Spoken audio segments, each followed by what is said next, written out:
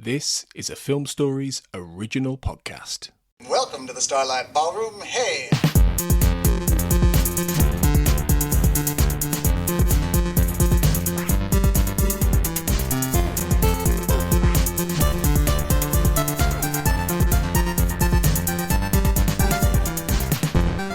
Hello everyone and welcome to Shipwrecked and Comatose, the Red Dwarf podcast covering season 11.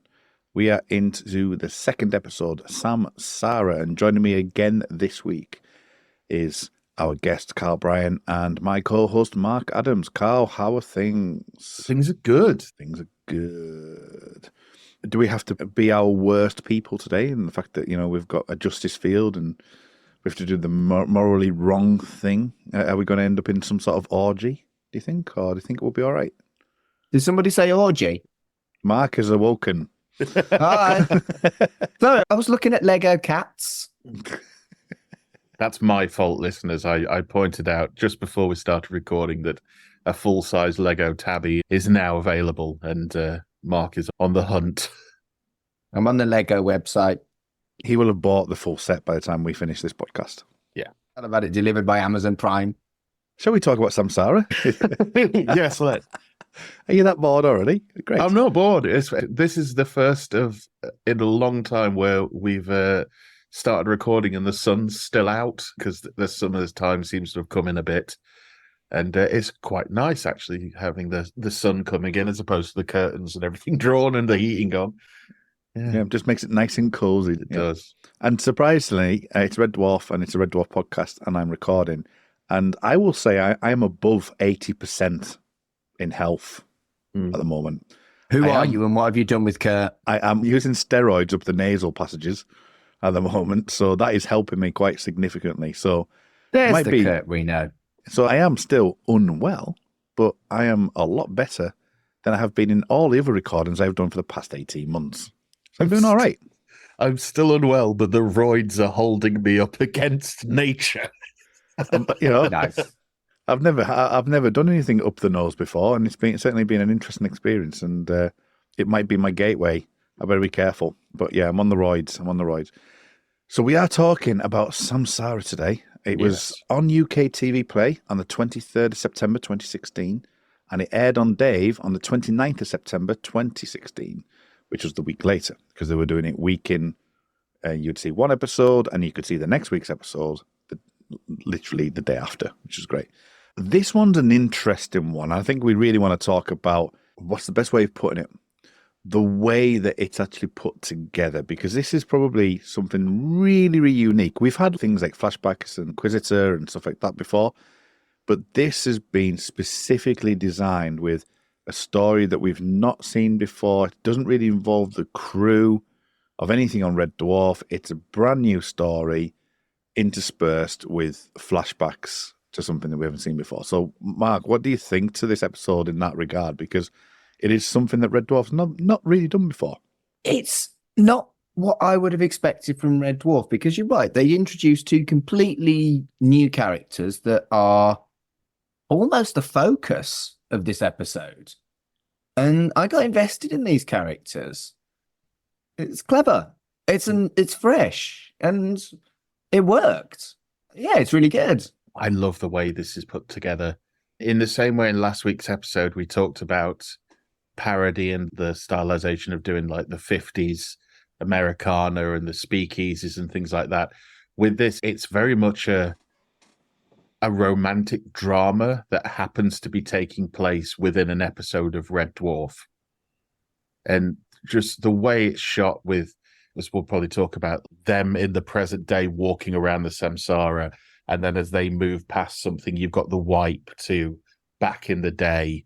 And I love it. It's just really well done. And like you say, you get invested in the other characters, especially the main two that we're going to talk about in this. It's a strong start to a series. These first couple of episodes, probably one of the stronger starts to any series, I think. I agree with you on the cuts, by the way. I thought the cuts were sublime. Really, really well done. As much as I love Star Wars, this just felt much more of a subtle way of doing something similar And I know Star Wars does it deliberately now as it's part of their stylistic style. But yeah, I really like the cuts. Again, as I said last episode, this could have been a TV movie. Red Dwarf or otherwise, this could have been a TV movie of a crew find a ship and then we see what happened on it. And then the crew go off into the thing having worked out what's happened. And, maybe they'd have changed bits of it, but it's a mini movie again and it works. Well, I feel even more so than last episode, this didn't have to be Red Dwarf. No. You could cut the Red Dwarf aspects of this storyline and make it a 15-minute short or just pad it out a little bit further.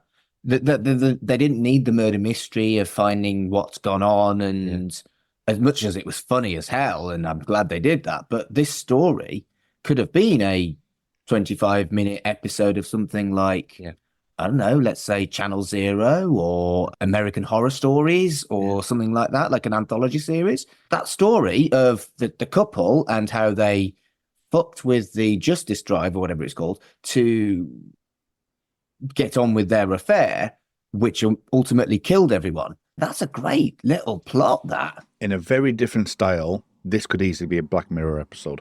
Yes. Yes. Yes, I said American Horror Stories and I said Channel Zero, but yeah, you're right. American Horror Stories and Channel Zero isn't as good as Black Mirror. Yeah, it is very Black Mirror-y. Yeah.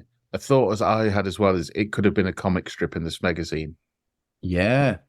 Yeah, I mean, I think for me, because of the Black Mirror aspect, is because it is quite a dark thing. Because you think about, like, they were having an affair, they disregarded the well-being of the crew just for what they were doing, and the way that the Red Dwarf crew have to get out of it, have to be really mean to each other.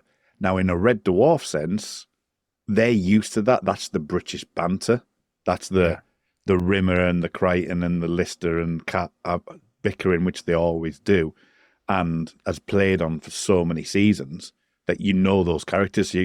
So when you get Rimmer in this episode going, "Oh, we're in trouble," when he thinks it's the other way around, it's, "Oh, they are in trouble." But when you realise it's this way around, you're kind of going, "Oh, thank God for that. Yeah, they're all right. They're going to be fine." You know what I mean? So it's that. But in Black Mirror, you probably have more wholesome characters and have to go dark. And I think that a retooling would be very interesting in this one.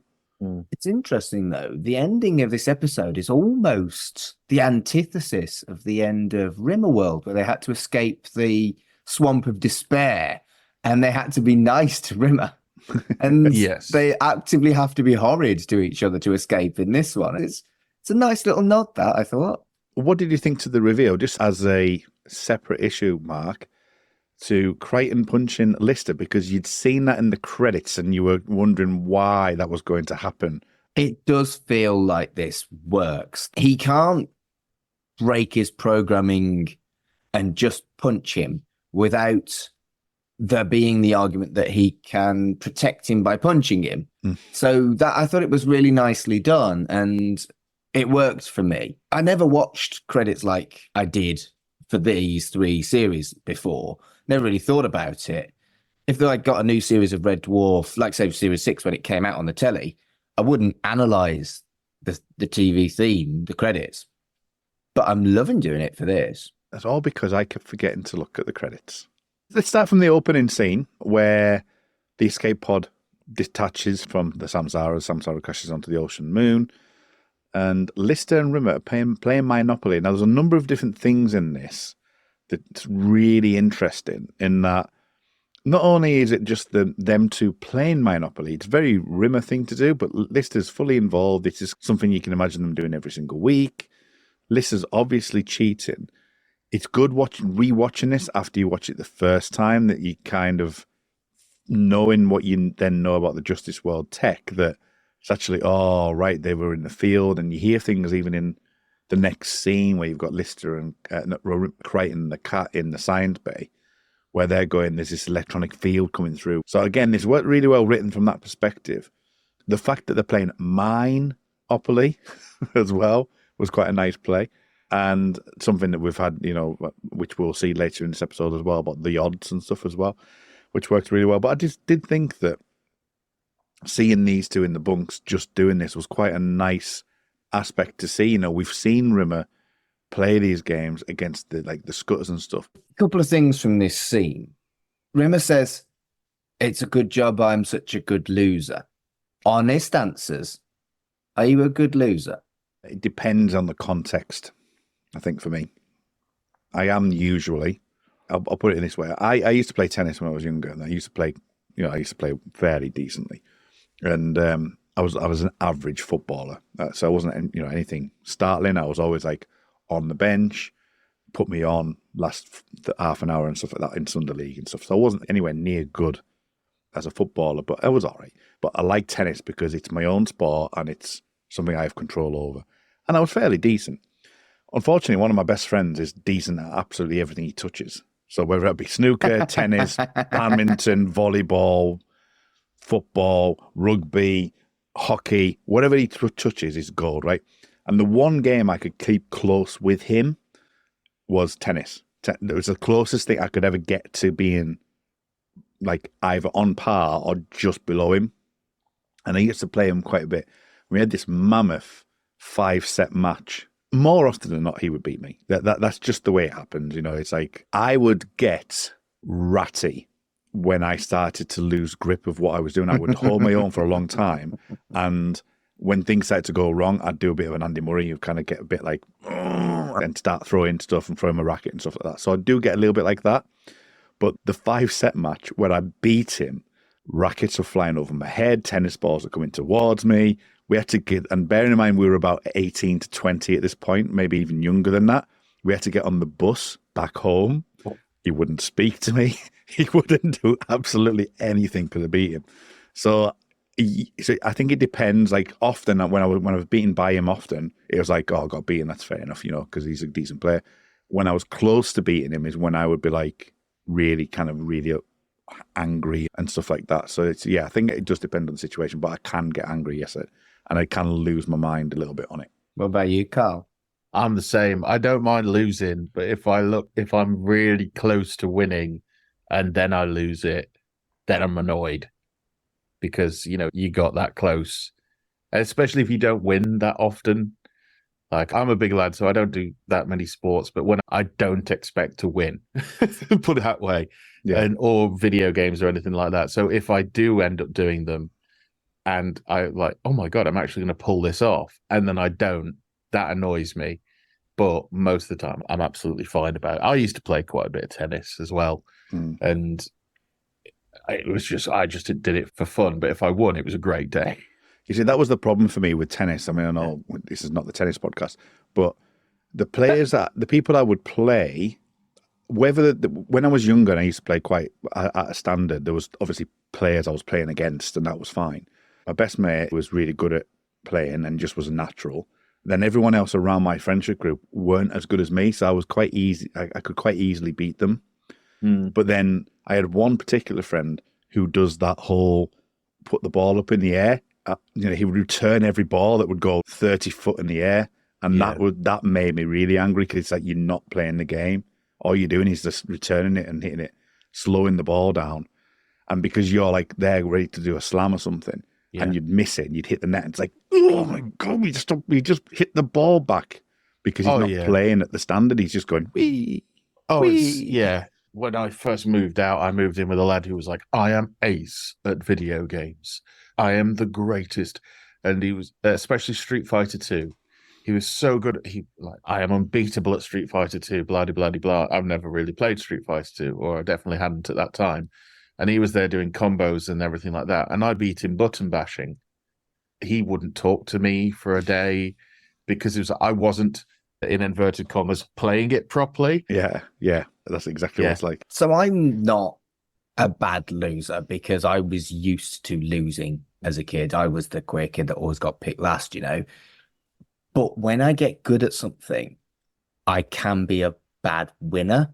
And video games, Street Fighter 2 in particular, Street Fighter 2, Mario Kart 93, the original on the SNES, I see myself as pretty much unbeatable. And someone the other day actually beat me a couple of times on Street Fighter 2. And I was like, you're a really good player. Well done. That was awesome.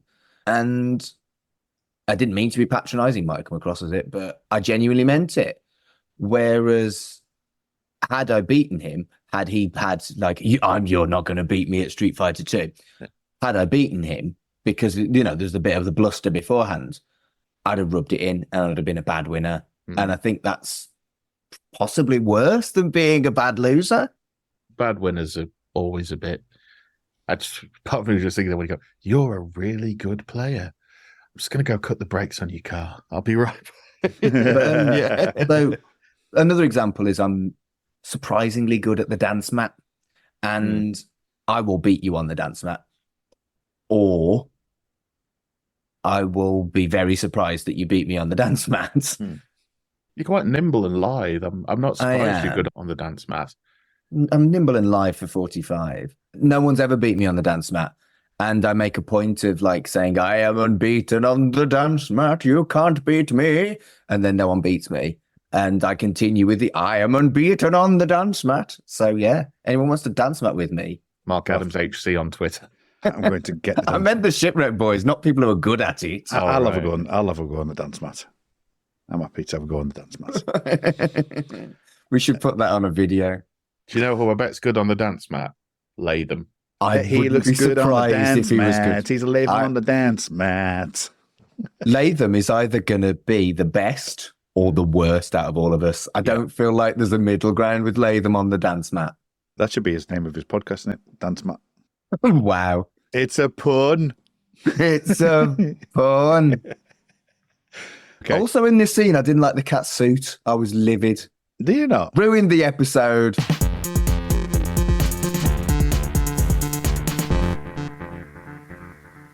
I do want to point out, because we kind of jumped over it, the shot of the Samsara crashing is gorgeous.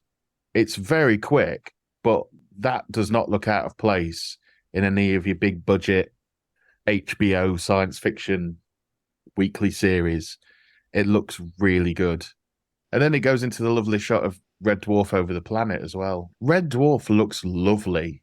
The external shots of the ship looks absolutely beautiful. It looks darker, but you see a lot more detail in it. It's really nice. They have this bet, don't they? And again, I think I might have mentioned this before, but like Lister talks about that he can't complain, that he can, well, that's rumor, isn't it? But he can't complain, moving lips when he reads, which I think that has to be about just Craig Charles reading other people's lines like we've had in the past, where you could see him kind of just going like that, like reading other people's lines and stuff, which must be good. And pizza on the floor. Have I told you the pizza story? I might have told you the pizza story on the floor. I was in the band that I was in. We were in Bowness and Windermere in the Lake District. And I thought that was the name of the band. No.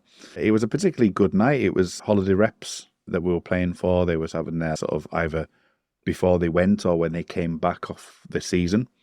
And so it was quite a heavy drinking crowd. We were drinking as well. And we were in this hotel, and the old style lifts where you kind of like the doors open out. Yeah. And you've got like, which floor, sir? That whole crack. My mate dropped his pizza, and the pizza box landed on the floor in front of the lift, and the lift took the entirety of his topping off. Oh. The entirety. So all that was left was the base. And it went in such slow motion. It was one of the funniest things. All four of us were like going, like just absolutely staring in amazement that it happened, but then burst out laughing. It was so funny.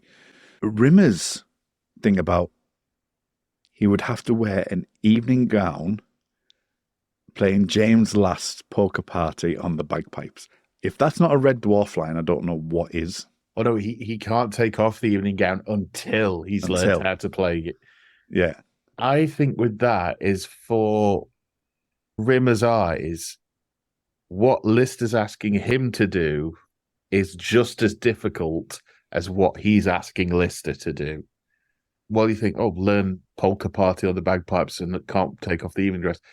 Rimmer not being able to complain at Lister is just a Herculean task, just as much as what he's set.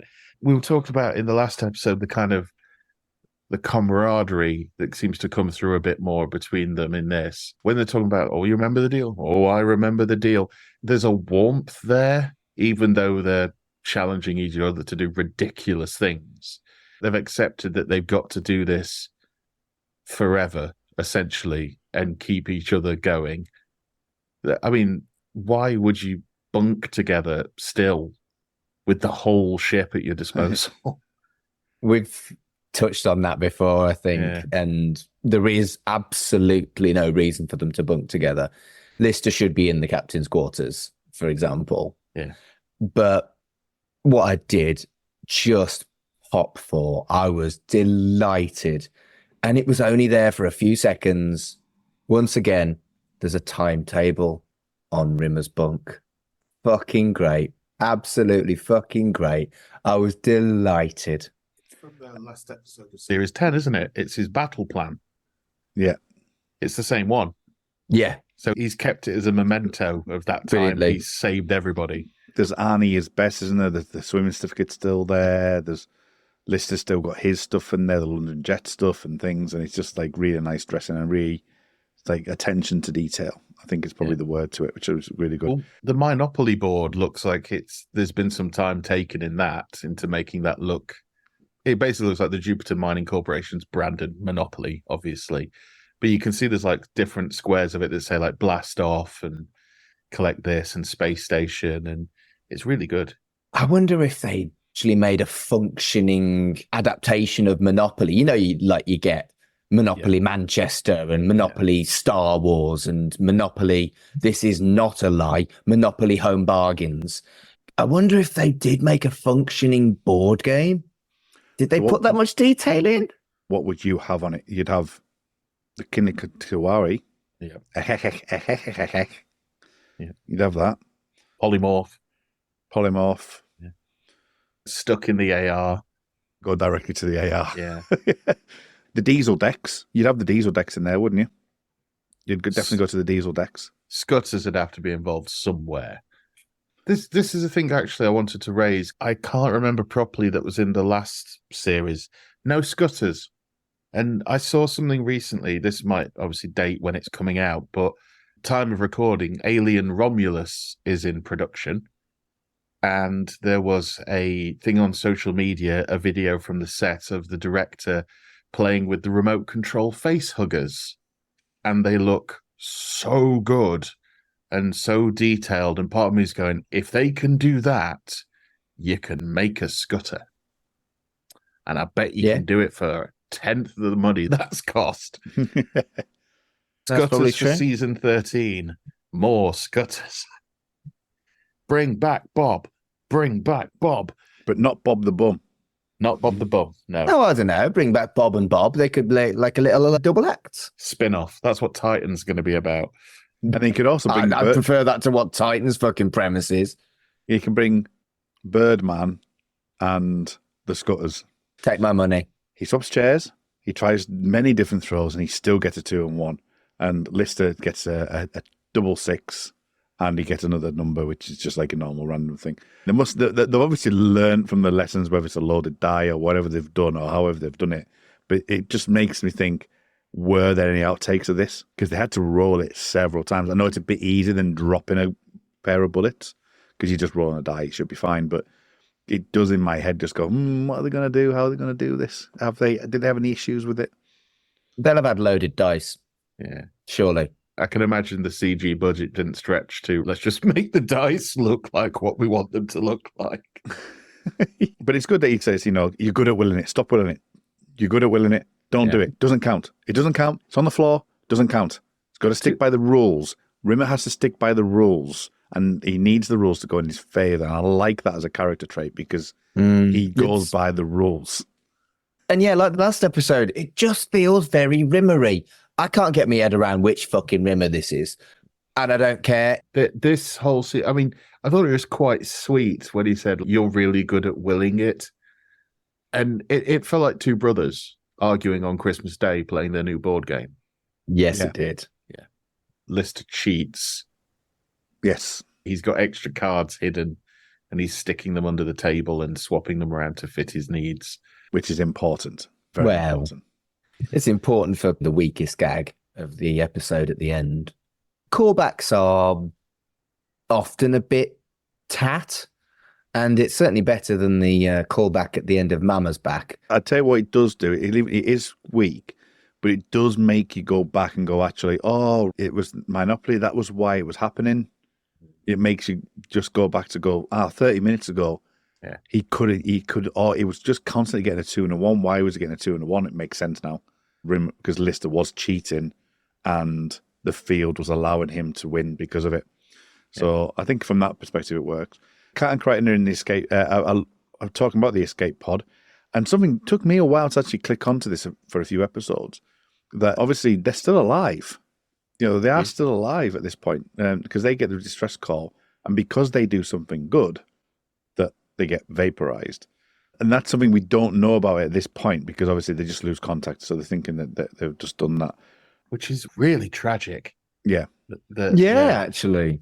Tried to do a good deed and they're wiped out in a millisecond. The thing we're going to talk about this karma field and how it actually goes back to the Justice World tech from Series 4 and how sort of cruel and unfair that was. This is like an evolved where it's just brutal. It is just absolutely brutal. Yeah, and the megacore and the corporate story they're trying to play out there about corporations being this behemoth, this kind of, as you say, brutal aspect of corporate life, I think they're kind of alluding to. And without going into too much detail, well, I'll bring this up now as it comes up. Megacore, next series mark, there's an episode called M-Core. Oh. I know we've done those credit sequences, and you will have guessed what M-Core could be, but this gives you an indication of what it could be about. Yeah, because we did those before. We did them all 3, didn't we, in one go? So I hadn't seen Series 11 when we recorded that episode. Yeah. The rewatch that we were doing, what was really interesting is that Matt clocked it, and then he looked, and I looked at him, and I saw him scratching around on a keyboard, and I thought, he's sending me a message here. Because he's suddenly realised that there's a link with next series. Did they film them back to back, if I remember you saying rightly as well? They filmed all 12 episodes and then released them a year after? Yeah. It's that sprinkling of, we've seen it in Doctor Who with Bad Wolf and things like that, or I think there's one in Buffy as well that sort of gets sprinkled out throughout and stuff Wolfram like that. and Hart? Well, yeah, Wolfram and Hart. Or Torchwood, when that was mentioned a lot in Doctor Who. Yeah. Leading up to it. And I think it's pretty cool that Red Dwarf started doing stuff like this, that it's going to have some form of overarching elements throughout the series, even though, I mean, I think it's only really going to pay off in one episode from what I remember. And it's really shallow, to be fair. I mean, I don't think that they might have gotten to a point of formalizing next series episode when they did this. And it was like, oh, what could we call that episode? And it was like, oh, we called that Megacore. Maybe we could use that. And then it's like the JMC thing, isn't it? It's kind of a little bit like that it's just another corporation in, you've got the JMC mining ship, you've got M-Core here, you've got this here, you've got that here, there you got the mech tech that we've got with, I can't remember what Crichton's thing's called now. Diva Droid. You've got those companies, so it's not within the Red Dwarf universe. We haven't had these things before. We have. It's just interesting that the Megacore thing comes up here. Yeah, so I find that interesting. Lister is eating some ice cream, if you can call it that. In bed. How he manages to eat that cream like he's eating it under the hot lights of the studio. The drip. Perfectly timed drip. I think that was a happy accident. I don't think that's scripted. And ice cream in bed. I like ice cream and I like bed. I've never done ice cream in bed. Ice cream in bed. Do you? I did biscuits in bed once. Biscuits in bed was a bad idea. Have you ever had biscuits in bed and got the crumbs and then not been able to sleep because you're all covered in crumbs? No, I'm fat. Wow. Have you ever done ice cream in bed? No, I haven't actually. I think I have now. I didn't mean sexually. I just meant eating, you dirty pair. Alan Parridge has done chocolate mousse in bed. Terrible idea. It's just Kurt singing "Ice Cream in Bed." Ice cream in bed. I have noticed as well. We were in this scene. We're talking about how he's got the Arnie does it best. I owe it all to Rimmer and that kind of thing. Lister's got what seems to be a much clearer picture of him with Jim Bexley Speed. Yeah, behind him now, and it's nice that they're still there throughout all these iterations. Although if I had stuff like that over my bed, that would drive me mad. What about hand luggage, holding hand luggage in someone's nostrils as a line? Because I like that line. Does it for you, Kurt? Really does it for me. Really does it for me. It's good. It's a classic. I don't think we've had a particularly sort of Rimmer nostril gag in a while. So to go back to luggage hand nostril thing is great. Yeah, and it's only a build-up. It's only a build-up to Smeg happens. I've been rolling in Smeg my whole damn life. And that is not an image anybody wanted. It's the most visceral play on the word Smeg that we've ever had in the show, because they know exactly what they're doing there. You know what I mean? It's yes, sorry, but to actually say, have been rolling in Smeg my whole entire life just brings up a completely different picture to anything they've ever said before. Yeah. It just Rimmer's, now he knows that he's been in his family of these like high standards, and he's been like that forever, and he didn't need to, because that really wasn't his dad. He could have had a much less pressured life. I think that's probably why he seems angrier about it. Because you would, wouldn't you? It's like, yeah, you didn't have to have that life that you absolutely despise. Bing bong. Yes. The Bing Bong machine has failed. This is what I was talking about in the last episode, of jokes that don't necessarily need to be there, but they're just thrown in. It works, definitely. But I was a bit like, all right, why did we need the Bing Bong joke? It feels like, do you want me to change the bulb? Yeah. It's a real kind of stupid ass Red Dwarf dumb fuckery. All this does is make me think these seasons have been done with just love. And I realise I'm coming at it new. And people who've watched it 100 times will have found all the things to pick at it. But yeah, it's just a classic Red Dwarf joke as far as I'm concerned, the Bing Bong machine. Do you think it's in reaction to Trump because of his Bing Bong speech that he actually did it? No. I don't know that. So no, I don't think so. No, I mean, there's a classic X-File episode now, which is like sort of when it came back in 2016 and in 2018, because there's like a mashup of Trump going, Bing Bong, Bing Bong, Bing, all that kind of thing. And I've looked, and that entered online circulation in August 2015, and this was in September 2016. I'm just wondering if it was out to do with Trump. I think it is just they wanted to do another. The thing is broke. Well, it's not even that it's broken; it's being serviced, which you kind of get the feeling that Crichton sent it away to be serviced. I think because Red Dwarf doesn't seem to be as much of a tip as it usually is. Maybe that's why we can't see the Scuttuses. They're really working hard at keeping the place up and running, because Crichton, behind the scenes, Crichton's a real taskmaster to the Scuttus. Yeah, there's also the life of the whole charm thing, and it's interesting that from a character perspective, where obviously after the Bing Bong stuff and it comes back and it's like you've led a charmed life, and it's survived, but with you. You know, in that whole thing, it says he's dead, you're still talking, you're charmed. I like that interplay because there's an interesting dynamic at play there about how you perceive something. Yeah. And this will come into the episode later when we talk about morality. And I think it's interesting that they're kind of not being on the nose with it, because I think it's really subtle, but they're kind of like utilizing this idea of perception at this moment in time of like, you know, you lead a charmed life. No, you lead a charmed life. Now, you survive, you're alive, but you're dead, but you survived. All that aspect, I think, is just a subtle way of bringing in the story that we'll get later on. Yeah, and the argument they have over both sides of it is, I'm dead, yeah, but you're still here. There's, well, you survived, yeah, but I've got to stay with you. Yeah, no, I completely agree. It's an interesting way of looking at their situations.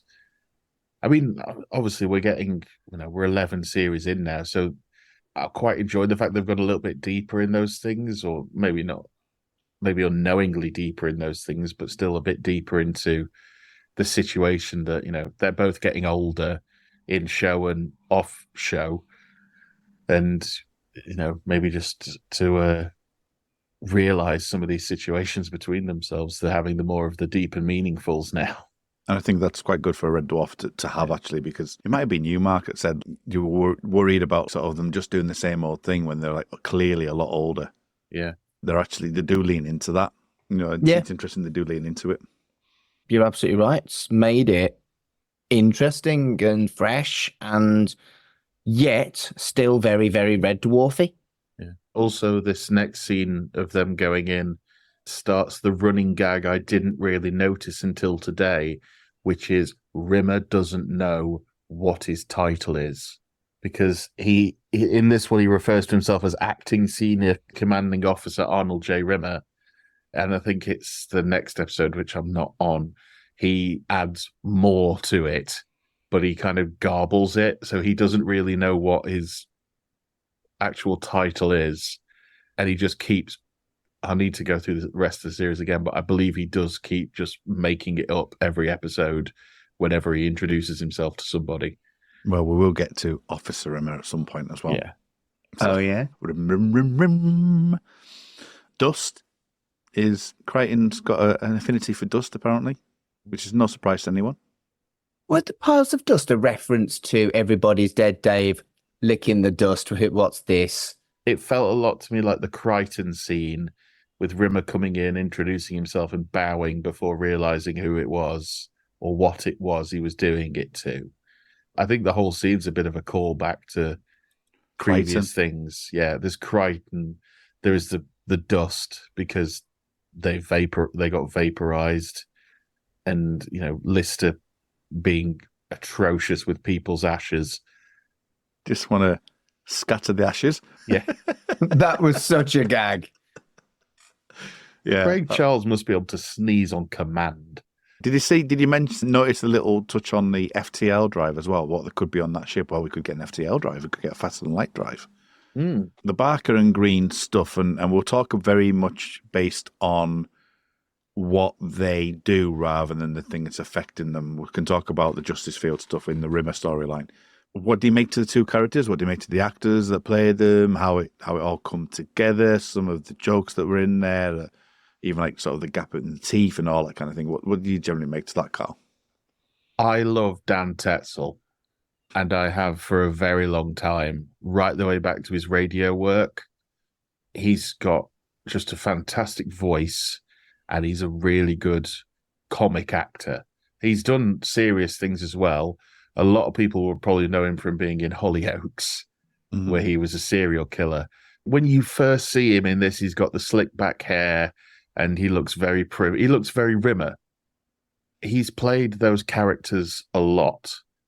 And the way he melts when he realizes that no one's listening and they can be as they want to be with each other is so well done.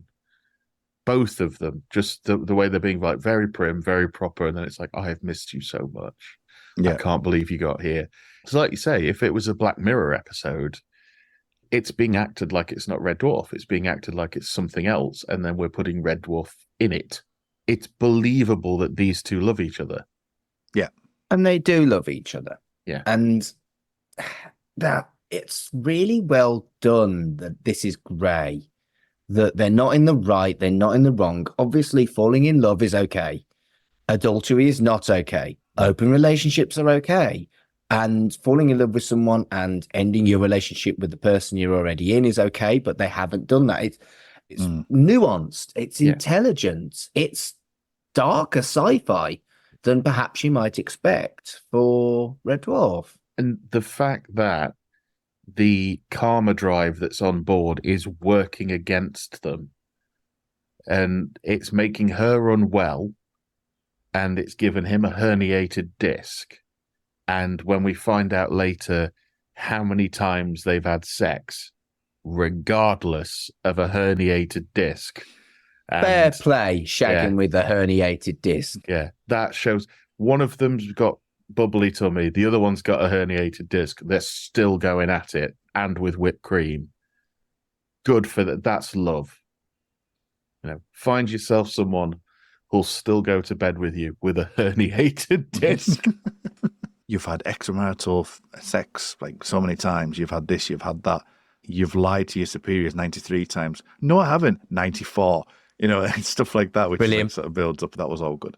And yeah, and I think it's interesting because obviously it balances out that whole concept and the tragedy of like, just for one night, just one more for one night, we'll change it and we'll forget everything until we get off here and then we can make things right.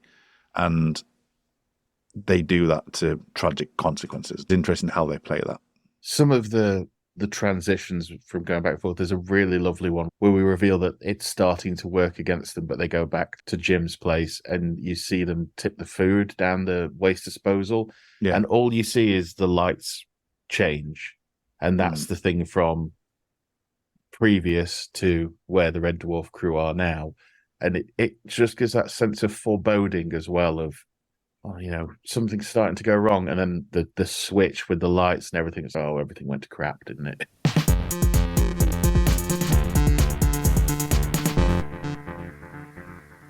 Well, let's talk about the other side, the Red Dwarf side, because you've got them coming into those rooms. When they eventually get split up, Crichton's got to be an exposition piece by piecing the things together. He's got to draw the narrative together by basically guessing what he thinks has happened. Yeah. But there's things like the Freshers' Week at art school and the lager down the back of Crichton's thing. He's got, I've got shivers. I says, no, sorry, that's my lager. And then the choking and the cat seeing the twister thing was sublime. All of them together in the room together work really well. And obviously the flashing and some of the way the skeletons are lined up and stuff like that, it's certainly worth discussing. I think a good thing is we don't see any of the downfall of the Samsara. It's all left to the imagination of what happened. Something I didn't really understand to start with is, were they trying to give in to their base temptations in order for the drive to kick in and help them and things like that? But they just went completely worse. And things like the captain getting killed and choked out. I think when they first walk into the cafeteria, the two skeletons who were sat in the chairs have got knives in their backs. It's like, what happened here? You want to know, but you don't want to see it. I mean, some skeletons are looking really happy. Very happy. Because honestly, I don't know how you make a skeleton look like it's smiling, but they did a good job of making those skeletons look like they're smiling. The crew seem kind of unfazed by it all as well, because they see these skeletons and then Lister and the cat are distracted by a one-armed bandit. One-armed bandits are cool. It's true. It does lead to a line I quite enjoyed, which was Cat reaching for the orphan fund tin and saying to Lister, well, I am an orphan, aren't I? Which is true. He didn't really know who his parents were until the cripple and the idiot thing. And yeah, he was just left on the ship, and he technically is an orphan. So yeah, sure, rob the charity tin. Play the bandit, win the jackpot. Exactly. And Lister, as the kind of character that Lister is, puts the money back in the box, which is completely true to character. And it's nicely thought out, actually. They know the characters now. It's obviously it's been however many years, 20, 30, whatever years it's been. So they know that Cat would steal from a charity tin and feel justified about it. And Lister would put it back again after humouring the cat. The karma drive works against him, and Lister gets his dreads caught in the waste disposal. I thought that this was going to be the way that they finally mean that Craig Charles doesn't have to have the dreads fastened onto his head every series. But no, he only loses like 2. It's like a cat with 9 lives, and he's got 2 dreads left. It's fine. Yeah. It's fine. And maybe just because my natural instinct to do this, and because I watch it quite a bit, as well as Red Dwarf, it's like the 2 big shows that I watch as popcorn, comfy TV, is when the knife goes into Cat's foot, is I always think, I got me. my foot caught on a spike from Alan Partridge when he had to tries to. Yeah, there's a moment where he's trying to climb over a fence because he's not being let in because he said he's part of the real IRA and they've got a vendetta against him now because he keeps calling the counter to open the gate. So he tries to climb over the gate, and it's a very different thing. For the two variations is that with Alan Partridge, it's all about the visceral reaction. Like you see the blood, you see very quickly see the spike through the foot. You see blood there, and then later on you see it wrapped up in blood and it's squelching and all kinds of like, oh my God. And then it's how Alan Partridge deals with that later. Whereas this one's kind of more Roadrunner. It's very kind of like, it's gone through there's like the whole wee. Yeah, if it shot out like in a direct line and hit him in the foot, it'd be much more visceral. But because it does the Acme arc through the air and lands in his boot, and Danny John Jules' reaction to it, and I was watching it going, it must be CG. The knife going up and down, and then, or did they do like with the bullets, like a fake knife? Did they keep throwing it in the air because the chair's covering Danny John Jules' foot? Yeah. So did they just keep throwing a rubber knife in the air until it hit? But yeah, then so obviously Lister has to like, and these are the kind of the clues that we're getting. He saves him, and actually puts a bandage around the foot, around the boot. Saved his boot. Yeah. It saved his boot. I mean, if that's not a cat moment, I'm not losing the boot. I'm not losing my foot. I'm not losing the boot, which I thought was great. And then if I keep on the Cat and Lister thing, one of the most interesting conversations I think Red Dwarf has ever had, and it's really simple but really effective in like about the whole monkey through trees and cat's eyes in the dark, and evolution. I just think that was so simple, so effective, and so like understated. It's like it's the way they're arguing as well. It's the way Lister's going, who has evolved so that your eyes get worse? Well, who evolves that you can't swing through trees? Actually, he's right, isn't he? I actually thought that the point about evolution was pretty fucking clever, actually. We've lost a lot of good shit from the monkeys. Yeah. Just that thing of him being like, hey, now, don't paint me with that brush that we can all see in the dark. Like, women can't play football. Yeah.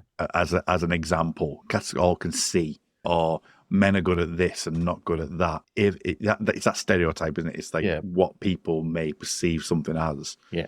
And I think that, and it's just the way that the cat hits back and goes, well, you're a monkey through trees, right? You get everywhere on time. That's the evolution. I found it really good. It was a very good bit. Well, it's devolution, really, isn't it? Because we've lost, I don't know, the ability to swing through trees. So why wouldn't Felis sapien, is it Felis sapien? Whatever. I think so, yeah. Lose some of their abilities too. I mean, he hasn't got claws either, for example. No. I bet his nails are fantastic. Oh, yeah. He did have claws in the comics, though. Maybe that's just a thing where it's like, Danny, we want you to have claws. And Danny looked at the prosthetics and went, hell no. Just like, not a chance. It's budgetary, isn't it? Yeah. You look at the cat nuns in Doctor Who, maybe they could have had the cat people like that, but I do think they would have lost something if there had been too much prosthetics. I think with the cat, the fact he's got the pompadour is actually just as important as the teeth. In the series where we've said that he's more human, that's kind of normally where he's got slick back hair or something like that. He's less catty. He's got 6 nipples, though. Well, we've all got 6 nipples, Mark. And it's got a heartbeat that goes dum, dum, dum, dum, dum, dum, dum, dum. This is an audio medium. This is an audio medium, and I'd just like to point out that all 3 of us did a little head bobble dance to that. Right. Lister falling over in the dark. You can't see him, but it's still funny. Yeah. Yeah. How does that actually work? Where is it because you're envisioning it yourself because you can't see it? That second fall is hilarious. Yeah, you can barely see a silhouette. Maybe it's the brightness on my TV, but you can barely see the silhouette of him going. But yeah, it's Craig Charles didn't need to do that. You know what I mean? It kind of feels weird as well when they're doing the whole speech about eyes and things like that. They're almost looking out to the audience. I think that's kind of cool. Would have been kind of cool for them, in that they're sort of talking out into the audience and projecting that way. But yeah, the falling down, because the first one, he just kind of, you almost see him kind of go, oh, I'm like going down onto one knee and then to the, when you trip and you just keep going forwards and you try and stop. Yeah. And you go down in stages. But the second one, he goes through a table and it flips the table over. So the second one is worse than the first one. And all credit to Craig Charles for that. You get the feeling that is a Craig Charles, I do my own stunts me moment.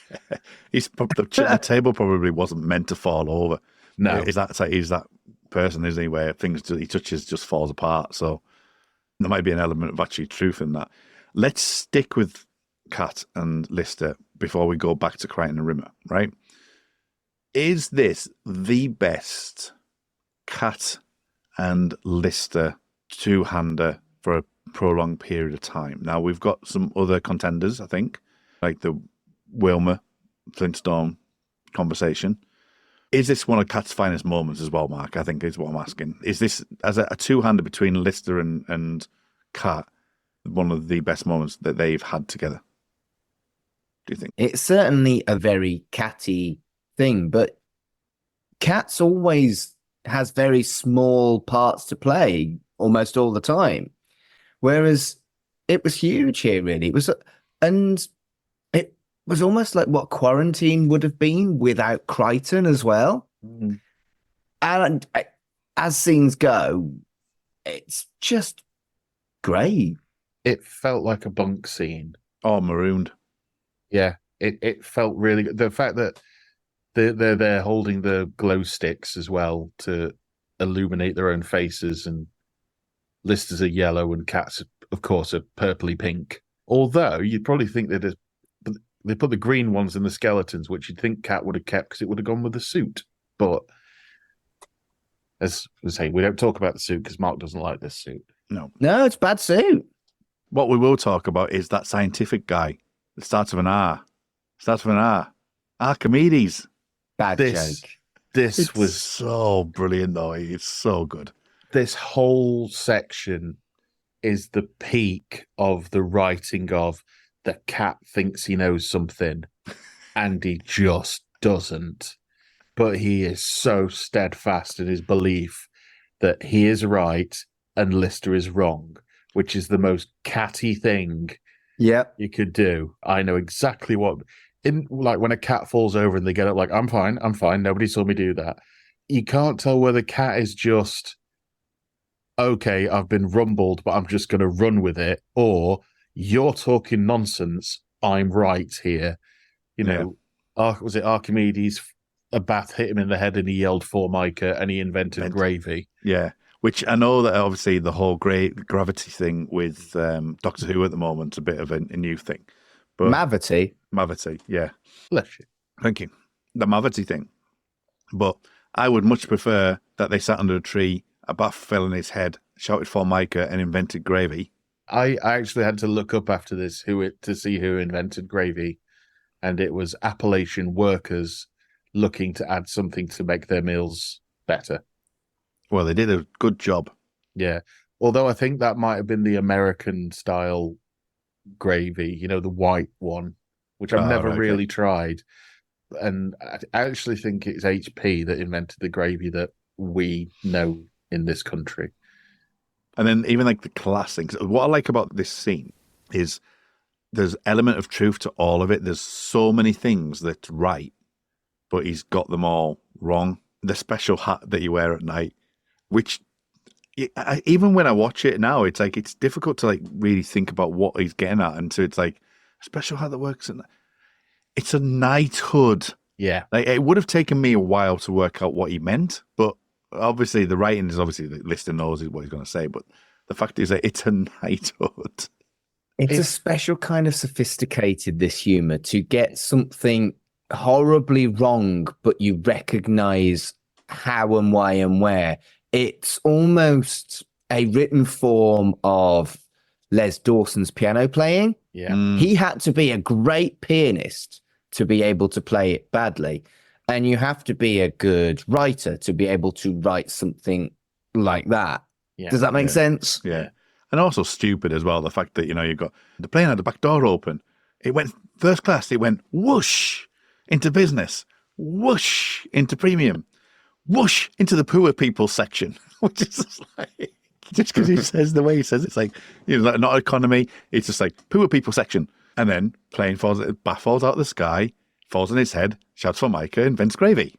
And then just that, and then going obviously with that night at the hat as well, where he says to cover the bruising.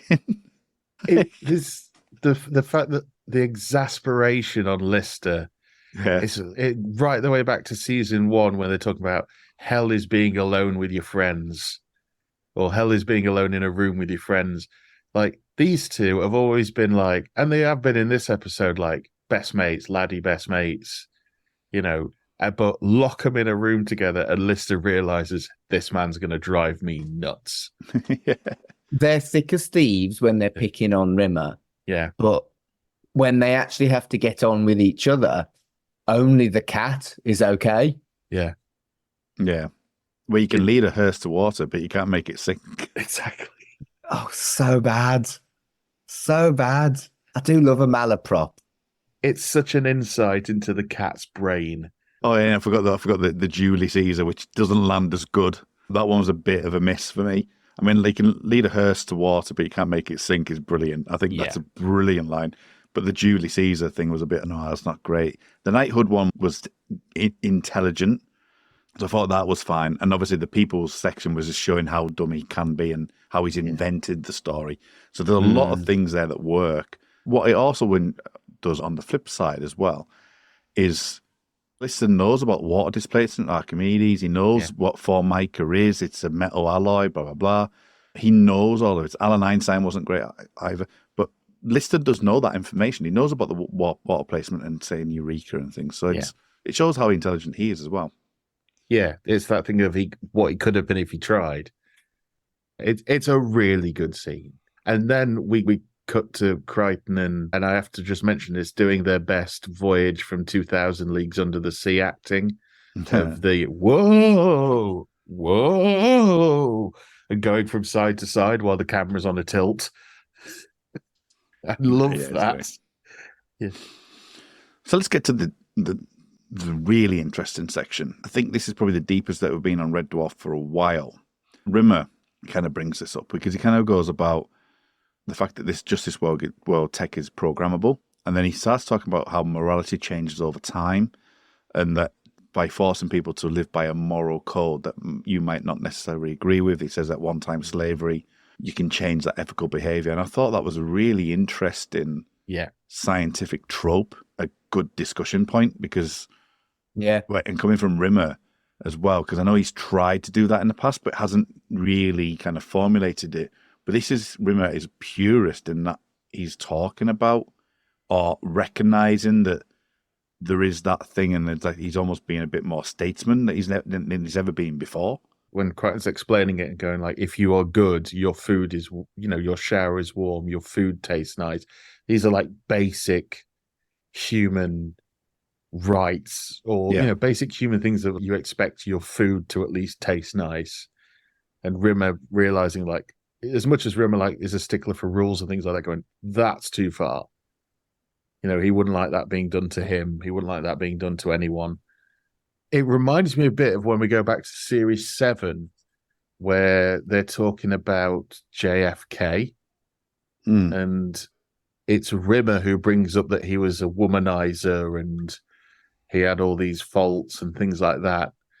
It shows that Rimmer does have some sense of morality about these things. Like in Tika to Ride, though, that was almost a Rimmer is jealous of anyone who's successful and deliberately tries to find a bad thing to say about JFK.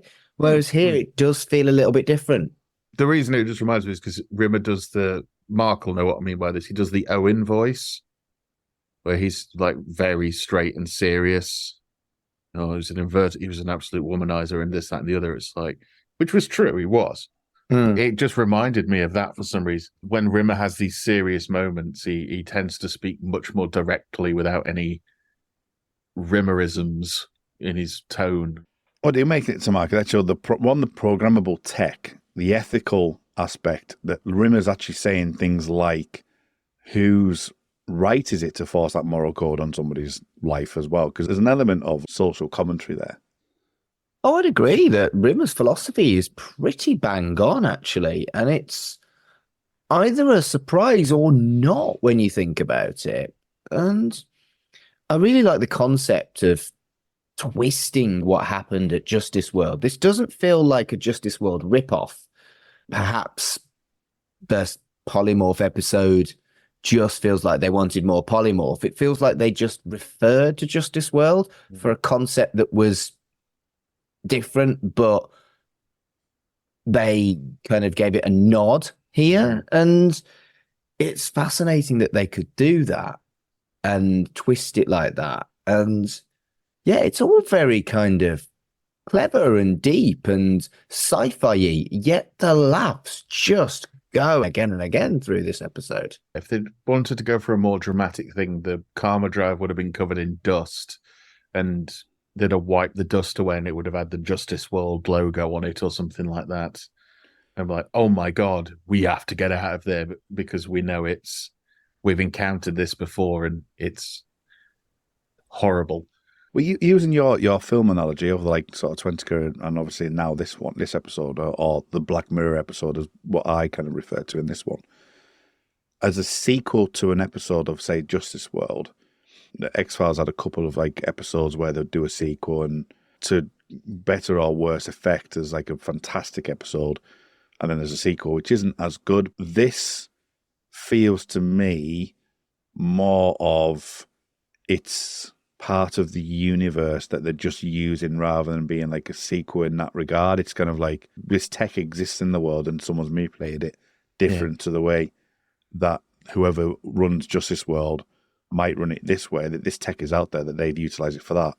And M-Core have gone, or Megacore as they're called here, have gone, well, this is what we're going to do. We're going to make our workers work like in this morality. We're going to make sure that they do X, Y, and Z. And it's not really like deep in that regard, but thematically, there's that element of like Justice World is forcing people to do that they've done wrong. They have been, so they can't do anything in that world. They can't do anything wrong because it will go on to them directly. Whereas the M-Core thing feels more of a control over someone's liberty rather than actually, because it's an interesting dynamic. It doesn't feel like a sequel, but it's using the stuff within the world and in the universe. Yeah. Justice World is a prison. It's an actual prison, whereas this feels like they're trying to push it onto the entire world. Yeah. Or at the very least, people who work for them. It's darker than Justice World because these people haven't broken the law. No. And they've signed up to give their rights away at the end of the day. And then obviously you've got Barker and Green thing is that they're rebelling against that, and that becomes the ultimate demise of that world. And they've upset the apple cart in that way because they weren't willing to go with the structure and in the way that it was actually designed, and that's what's caused the upheaval. Yeah. There's no room for extramarital fondling 67 times in M-Core's world. Honestly, though, even 67 fondles is not worth a herniated disc. No. I have got something written down here, Mark. And I think it was something, I don't know why I've put it, and I think they said something similar, but I just put reverse the polarity of the neutron flow. Well, yeah, they did basically reverse the everything of what it was supposed to do, didn't they? So, yeah, they did kind of reverse the polarity of the neutron flow. Yeah. Yeah, so I thought that came to mind when I was watching it. I was like, oh, Mark's coming to my mind there. It takes them a bit of time, like Lister, the whole Rimmer saying, oh, we're in trouble. We're in deep trouble. I'm going to be nice to you. Oh, we're in trouble. When actually it's the reverse. I like the 62 million to 1 where it's like you're in more danger of like being killed by a tangerine, which I thought was great. I kept thinking that was going to lead to somebody getting a tangerine thrown at them later on in the show. I don't know why. And that's all I've got, really. There's a few things that happen, but it's a bit more generic, this one, really, to talk about. But there's Crichton punching Lister when they eventually get back and him summarising what happens. And as I say, the end bit where we talked about the whole thing on there. Oh, yeah. And as they're wrapping up, the whole bit where they're talking about, oh, well, that happened to me. And, oh, this is the reveal. This is the reveal. But this is why this happened. This is why this happened. And Kat goes, quality time with me. And Liz just goes, yeah, moving swiftly on. Yeah. It's a weird one because you've got, it's almost like a version of Marooned. Like a mini version of Marooned happens in this episode of Lister and the Cat. And it's almost it's a bottle scene. It's not a bottle episode. But like you said, it's almost like a bunk scene, really. It's like in Back to Earth when they're in the shop and they actually lie in a bunk.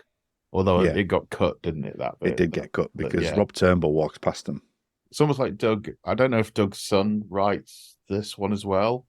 I know he does write some episodes, but it does make me wonder if Doug came up with the Red Dwarf stuff and then Richard came up with the Samsara stuff and then they worked together and zipped it up into one. He's never actually named, is he, Richard? No. And it's always Doug, isn't it, that's been as a writer. I like the fact that Kat acknowledges at the end because, there's one thing I don't understand. Actually, there's about 40 things I don't understand. You can take that whichever way you want as well, isn't it? Because obviously, but he still believes that those things that he said in the mini Marooned were right. It's the other stuff. I really enjoyed this episode. Again, the thing of when at the very end, the thing of, well, how come they survived the ship, but they were dead when they got to us? Was like, oh, literally the minute that message got sent, they got wiped out. I wanted them to make it and, obviously not be on the ship, but, I wanted them to be gliding off somewhere together. Maybe if they just showed the pod and they were just still in cryosleep, but with like their hands held together or something like that. But no, they got vaporized and sneezed on by Lister. Any final thoughts on this episode before we finish? I'm kind of sad I'm not on the rest of the series because I'm enjoying talking about these episodes. But that could be for the other go round when we just go back to series 1, but we've all shuffled round one. We're not doing that. Red Dwarf remixed. Where can people find you online? You can find me on Twitter and Instagram at MarkAdamsHC. Twitter is where I tend to tweet about everything I do. Instagram is where I occasionally tweet when I remember I've got it.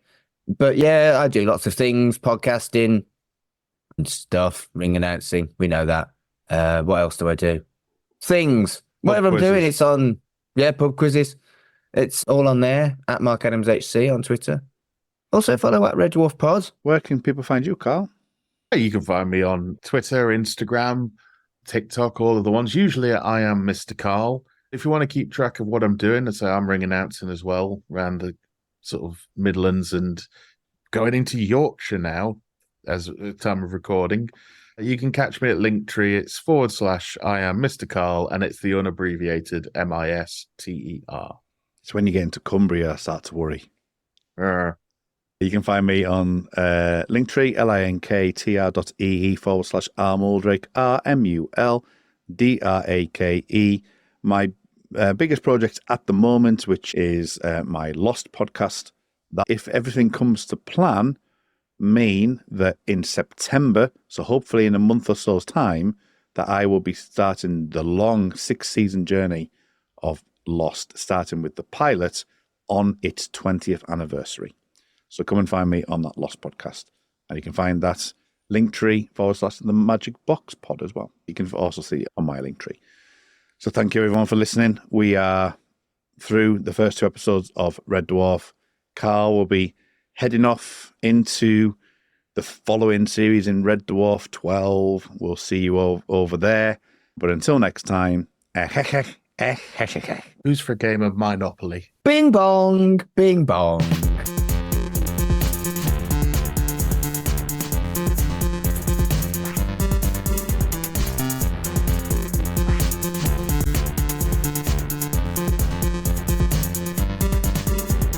Shipwrecked and Comatose is a podcast brought to you by the Film Stories Podcast Network. The show was created, and produced by Mark Adams and Kurt North. The logo was designed by Carl Bryan, and the theme tune was composed and performed by me, Colin Jackson Brown.